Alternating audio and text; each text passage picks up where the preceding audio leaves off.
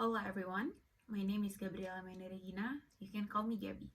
I am currently an undergraduate law student from UPN Veteran Jakarta, and now I'm in Granada, Spain, learning in Universidad de Granada under the IISMA scholarship program. Here, I took 4 courses: Spanish grammar, Spanish speaking and writing skills, sustainability in the Mediterranean, and the political system of Spain and the European Union. In this IISMA course series video, I am gonna talk about one topic that I learned in my political of Spain and EU class. The topic that I'm gonna bring is the legislative branch of European Union political institution. I think this is a very interesting topic, or the whole course is a very interesting course because this is my first time as an Indonesian learning about this type of structure, this type of political institution, so it's gonna be fun. Let's get into it. The European political institution, first of all, consists of executive branch and legislative branch. The executive branch includes EU Council and EU Commission, whilst the legislative branch includes lower chamber and higher chamber. The legislative branch of the European Union are bicameral. Bicameralism itself meaning that it is divided into 2 houses, 2 chambers, 2 assemblies, or anything like that. There are pros and cons of implementing this bicameralism. Let's talk about the pros first. So the pros is first, definitely there will be enough representation for each and every one. The second, promotes checks and balances. Checks and balances is a system that allows each branch of government to amend or veto each other to prevent any too much power exist. And then the last one is improve the quality of legislation. There are cons, which is one, whenever there are policy adoption or policy making, it'll take longer because obviously there are too many parties involved. The second one is there's going to be decision paralysis or deadlock in between the chambers. And then the last one is waste. Waste of what? Waste of human resources, waste of budget allocation, and there are many more ways if implementing this bicameralism. The European Union itself uses bicameralism since there are lower chamber and higher chamber. So how can we determine whether our country is better to implement bicameralism or unicameralism?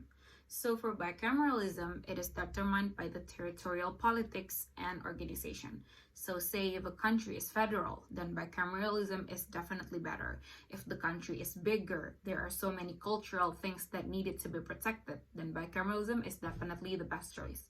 So yeah, once again, seeing how big is European Union and how it has so many cultural heritages and personal preferences from each member state, then European Union implement bicameralism. Also, let's talk deeper about the senators of the European Union because it is very, very unique. So we usually like to call the senators councils of ministers, and here's why. There are so many ways to appoint senators in this whole universe. So there are some countries that appoint their senators by citizen and also the executive branch of government. Or there are like Spain. Spain senators is appointed by citizen and regional level of government. And for EU, for European Union, the Council of Ministers / Senators is actually appointed by the subnational executive branch, which is the EU member state itself. Here's a little confusing thing, but also a fun thing. So the members of the Council of Ministers of the European Union are EU member states' national ministers. So the member of Council of Ministers is Spain national ministers, French national ministers, Germany national ministers, and other 27. You mention it. So sounds a bit much, right? So are there more than 27 members of the Council of Ministers? No. There are 27. So how does it work? Here, the people that will attend the meetings of Council of Ministers are determined by what topic the council will discuss. So say they're discussing about foreign affairs. So then 27 national ministers for Foreign Affairs will come to Brussels, where the meeting held, and have a talk, and they leave. Say tomorrow they'll be talking about agriculture, then all 27 national minister for agriculture will come to Brussels, have a talk about it, and they leave. So it always changes all the time. That's why it is very, very unique. Okay, first question might pop up. So does the meeting have a leader, have a president? They're all in the same thing. They're all in the same position. So who's the president of the council? So of course there's president. So the president will change twice a year.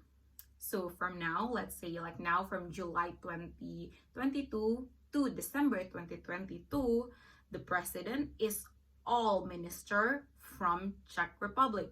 Say in the first half of 2023, all the minister from Spain will be the president when there are talks. Say in second half of 2023, Germany. It always changes twice a year. And then the last question, where do the topics come from? Interesting. So the topic came from the EU Commission. Do you remember EU Commission? EU Commission is the executive branch of the European Union political institution. Yeah, the executive branch. So the European Commission they act as the head of government and ministers of the European Union itself. And what they do is they propose a piece of legislation, but then to be discussed by the legislative branch, which is what the minister is gonna talk about.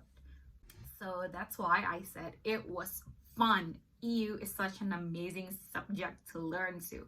Do you ever seen an institution with no fixed members? Yeah, you can find it in this European Union Senators or Council of Ministers. So that's all, a glimpse of my study here. Thank you for watching, and don't ever forget, be bold to go abroad. Adios!